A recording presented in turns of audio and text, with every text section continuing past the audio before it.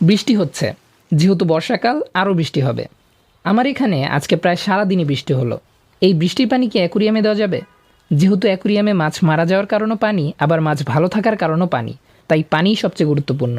অনেকের কলের পানিতে ক্লোরিন থাকায় ক্লোরিন রিমুভার ইউজ করতে হয়। বৃষ্টির পানিতে যেহেতু ক্লোরিন নেই, তাই ক্লোরিন রিমুভার ইউজ করতে হয় না।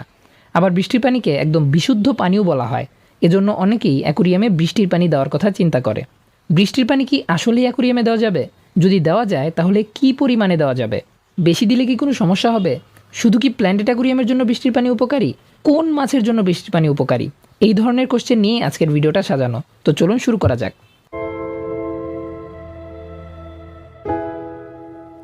আচ্ছা, প্রথমে একটা জিনিস জেনে নেওয়া যাক।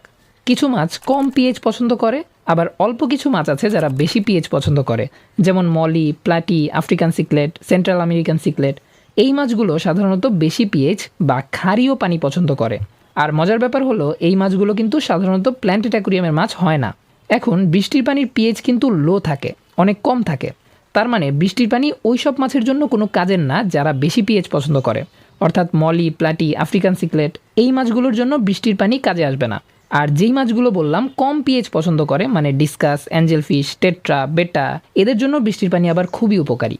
শুধু তাই না, অনেক মাছের ব্রিডিংয়ের জন্য বৃষ্টির পানি দারুণ কাজ করে। বৃষ্টির পানি অ্যাকুরিয়ামে দেওয়ার কারণে হঠাৎ করে পিএইচ কমে যায়, তখন দেখা যায় অনেক মাছের ডিম দেওয়ার আগ্রহ বেড়ে যায়। মানে আমি কোরিডোরাস, টেট্রা এসব মাছের কথা বলছি। এখানে আরেকটা বিষয় জানা দরকার, বৃষ্টির পানির যে শুধু পিএইচই কম থাকে তা না, বৃষ্টির পানির হার্ডনেস বা কঠোরতাও এত কম থাকে যে না থাকার মতোই। তার মানে বৃষ্টির পানিটা অ্যাকুরিয়ামে ব্যবহার করলে শুধু অ্যাকুরিয়ামের পানির পিএইচই কমবে না, হার্ডনেসও অনেক কমে যাবে।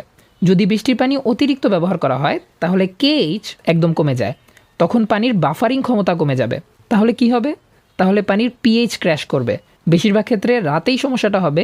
রাতে পানি অনেক বেশি অ্যাসিডিক হয়ে যাবে প্ল্যান্টের ট্যাঙ্কে, কারণ রাতে প্ল্যান্টস দেখা যায় অক্সিজেন তৈরি করছে না, উল্টো কার্বন ডাইঅক্সাইড বেড়ে যাচ্ছে পানিতে। অনেকেই বলে বৃষ্টির পানি প্ল্যান্টেড অ্যাকুরিয়ামের জন্য অনেক উপকারী। ব্যাপারটা কি আসলেই সত্য? বৃষ্টির পানি কম পিএইচের এজন্য উপকারী হতে পারে, কিন্তু প্ল্যান্টেড অ্যাকুরিয়ামের জন্য গাছগুলোর কিছুটা জিএইচ বা জেনারেল হার্ডনেস দরকার। তারপর আপনার যদি প্ল্যান্টেড ট্যাঙ্কে শ্রিম্প থাকে তাহলেও কিছুটা জিএইচ প্রয়োজন, না হলে শ্রিম্পের খোলস দুর্বল হয়ে যাবে, তখন ঠিকমতো খোলস পরিবর্তন করবে না। আবার ট্যাঙ্কে যদি শামুক থাকে, শামুকের ক্ষেত্রেও একই কথা। জিএইচ যদি অনেক কম থাকে তাহলে শামুকের খোসাটাও অনেক পাতলা হয়ে যাবে। তো এখান থেকে পরিষ্কার বোঝা যাচ্ছে যে শুধু বৃষ্টির পানি কোনোভাবেই ব্যবহার করা যাবে না।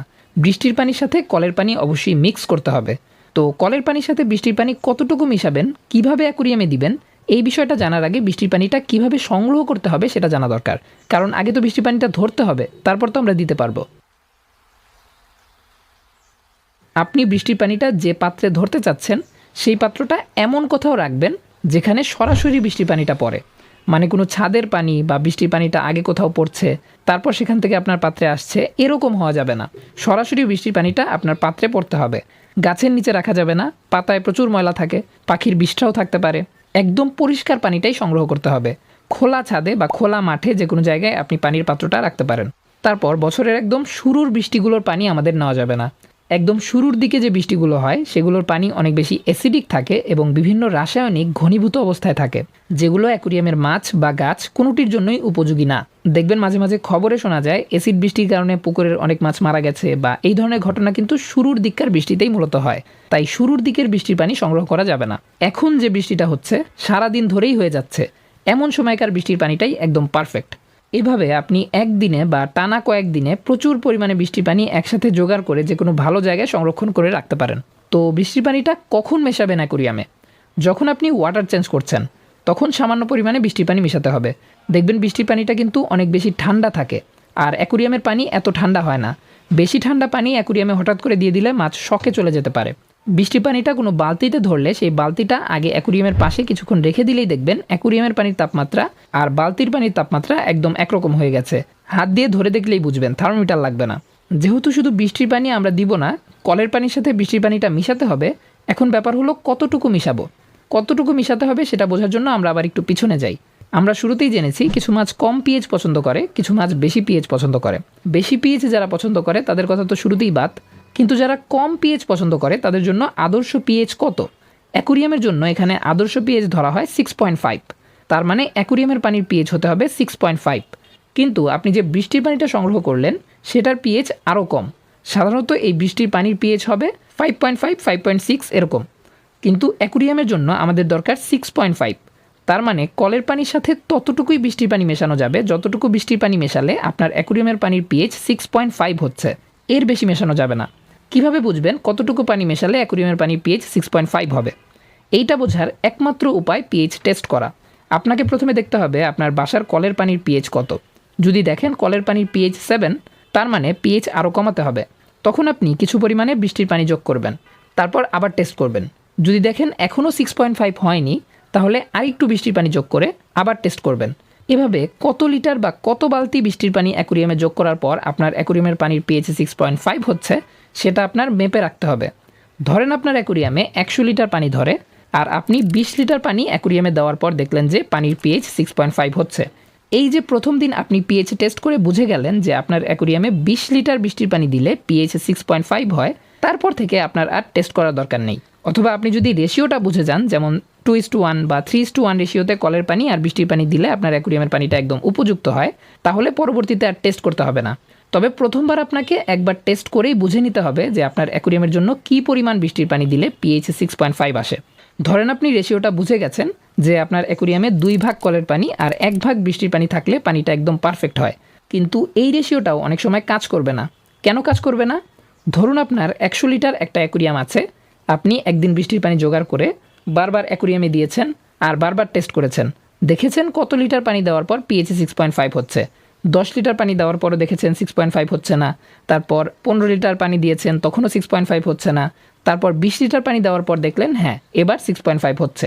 তখন আপনি বুঝে গেলেন 4:1 রেশিওতে কলের পানি আর বৃষ্টির পানি দিলে আপনার অ্যাকুরিয়ামের পানিটা 6.5 হয়। যে বৃষ্টির পানিটা দিয়ে আপনি এই রেশিওটা বের করেছেন, ধরেন সেই দিন সেই বৃষ্টির পানির পিএইচ ছিল 5.8। এরপর অন্য একদিন আপনি আবার বৃষ্টির পানি জোগাড় করলেন, তারপর সেই পানি 20 লিটার দেওয়ার আগেই, ধরেন 15 লিটার দেওয়ার পরেই অ্যাকুরিয়ামের পানির পিএইচ 6.5 হয়ে গেল। কিন্তু এরকম তো কথা ছিল না, 20 লিটার পানি দেওয়ার পর পিএইচ 6.5 হওয়ার কথা ছিল। যেহেতু 15 লিটারেই পিএইচ 6.5 হয়ে গেছে, এখন যদি আপনি আগের হিসাব মেনে আরও 5 লিটার পানি যোগ করেন, তাহলে অ্যাকুরিয়ামের পানির পিএইচ 6.5-এর চেয়েও কমে যাবে, যা অ্যাকুরিয়ামের ক্ষতির কারণ হতে পারে। কিন্তু এমনটা হলো কেন? একদিন 20 লিটার পানি দেওয়ার পর 6.5 হয়েছিল, আজকে 15 লিটার পানি দেওয়াতেই কেন 6.5 হয়ে গেল? কারণ এই দিন বৃষ্টির পানির পিএইচ 5.5। আগে যে রেশিওটা বের করেছিলেন সেই বৃষ্টির পানির পিএইচ ছিল 5.8, আর এই বৃষ্টির পানির পিএইচ 5.5। তাই এই দিন কম পানি দিয়েই পানি অ্যাসিডিক হয়ে যাচ্ছে। এর সমাধান কি?